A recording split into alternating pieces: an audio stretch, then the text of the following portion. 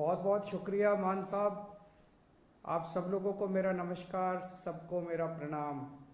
आवाज़ आ रही है सबको?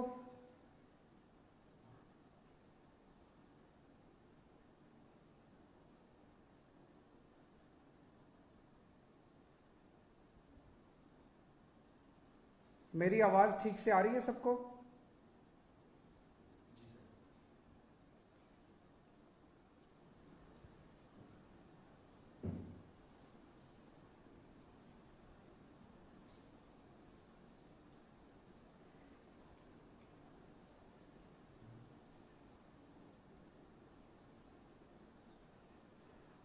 आज मैं बहुत खुश हूँ और बहुत भावुक महसूस कर रहा हूँ।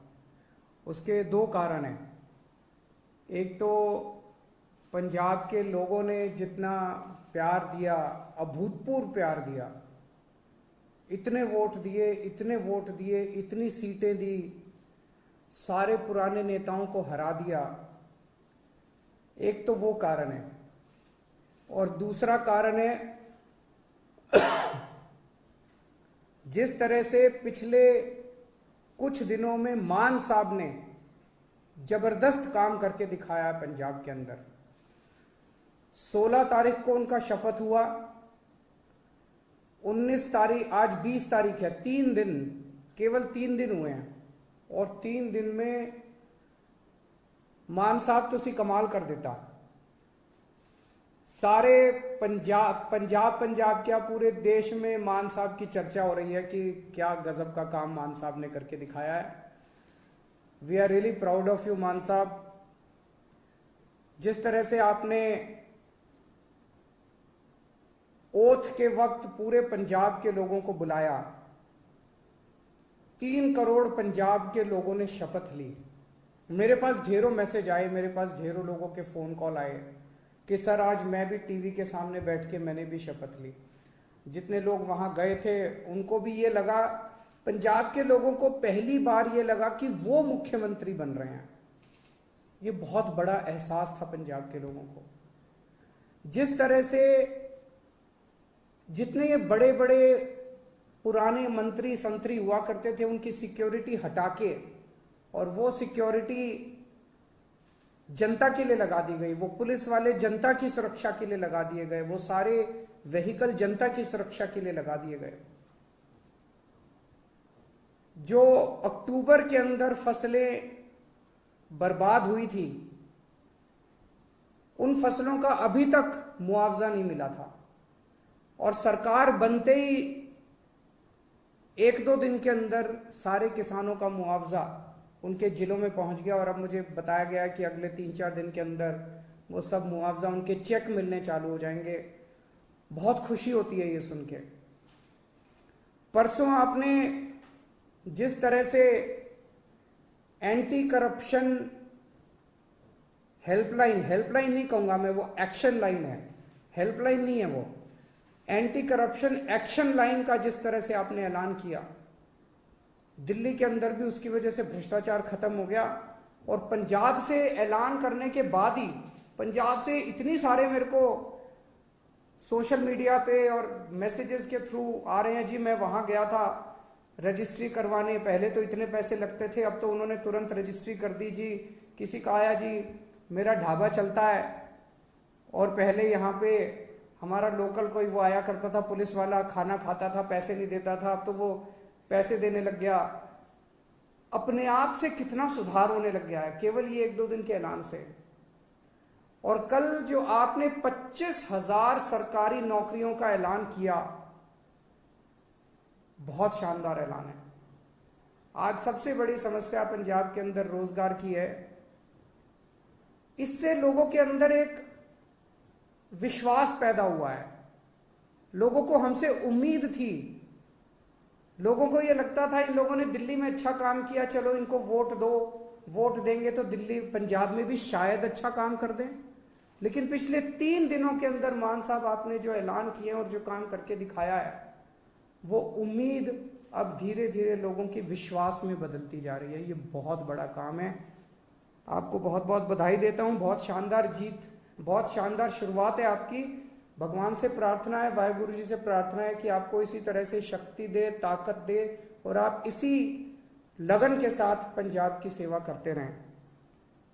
एक तरफ आप इतना शानदार काम कर रहे हैं, आपने ओथ भी ले ली, हमारी सरकार भी बन गई, हमारे मंत्री भी बन गए, इतने सारे काम भी कर दिए, और दूसरी तरफ भारतीय जनता पार्टी है जो 4 राज्यों में जीती थी, अभी तक उनसे सरकार नहीं बन पा रही। अभी उनके लड़ाई झगड़े चल रहे हैं, किसको मंत्री बनाएं, किसको ये बनाएं, किसको वो बनाएं। काम तो वो क्या करेंगे, उनसे उनकी सरकारें ही नहीं बन पा रही।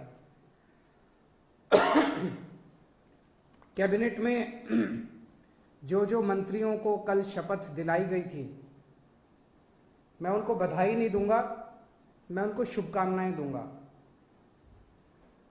भगवान से प्रार्थना करूंगा कि आप सब लोग जो जिम्मेदारी आपको दी गई है, वो जिम्मेदारी आप लोग पूरी लगन, मेहनत और ईमानदारी के साथ पूरी करेंगे। एक एक व्यक्ति के ऊपर निगाहें हैं लोगों की, समय कम है। अभी मान साहब ने कहा कि 70 साल खराब कर दिए हम लोगों ने, 75 साल हो गए आज़ादी को, 75 साल हमने खराब कर दिए, अब टाइम कम है।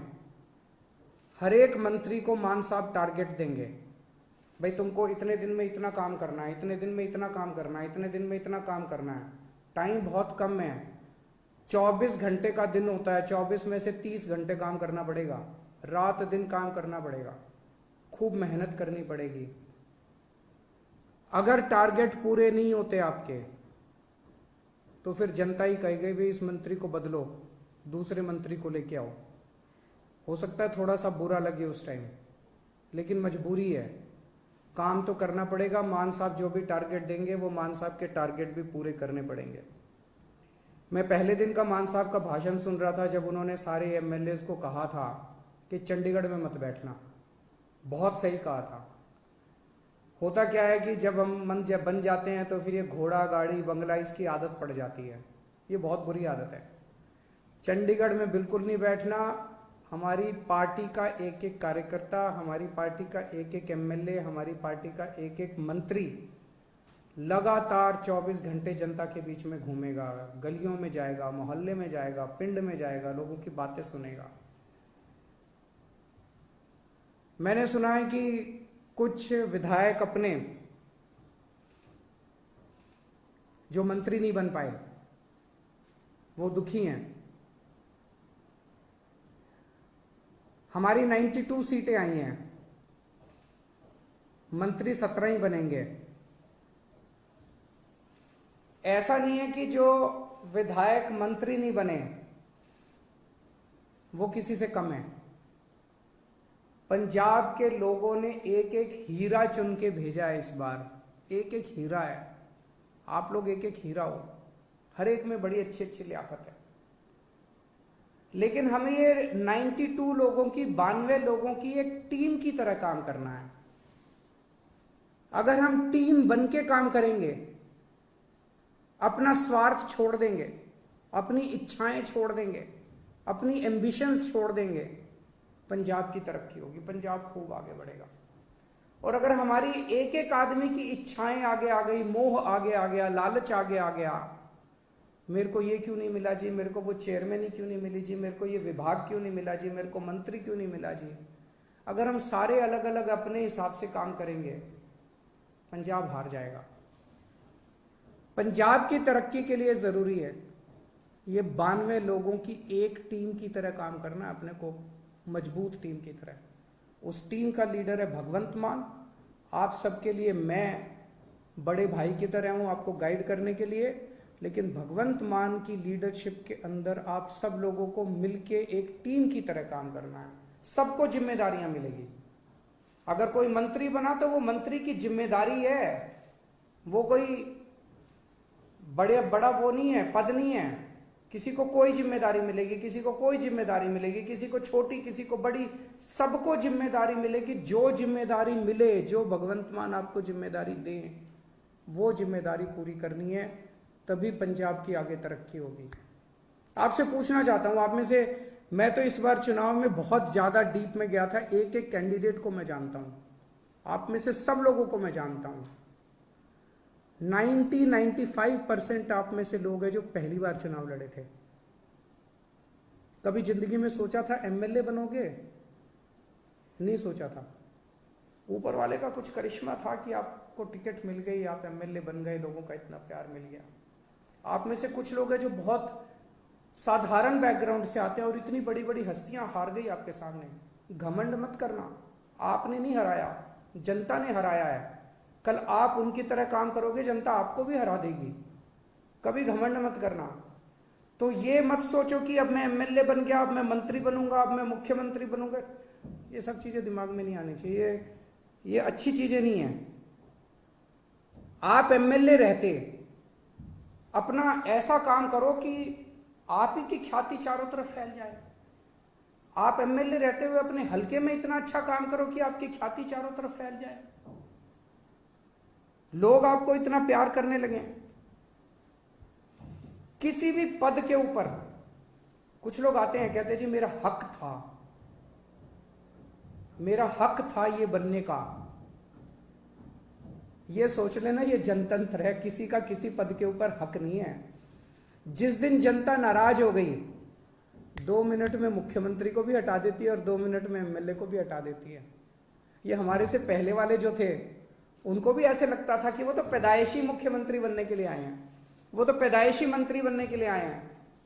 2 मिनट लगे, जनता ने सारों को साफ कर दिया।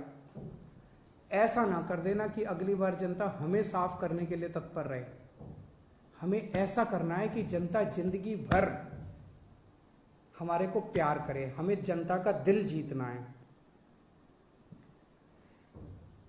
लोगों के अगर काम कराने हो तो आप जरूर अपने मुख्यमंत्री से मिलने के लिए जाना। लोगों के लिए काम कराने हो लोगों के, तो आप जरूर अपने मंत्रियों से मिलने जाना। लेकिन किसी अपने हलके के डीसी और एसपी और थानेदार की पोस्टिंग कराने मत जाना। मैंने सुना है पहले पंजाब में अभी तक ये सिस्टम चलता था कि अपने इलाके की अपने हिसाब से थानेदार की पोस्टिंग कराई, अपने हिसाब से एसपी की पोस्टिंग कराई,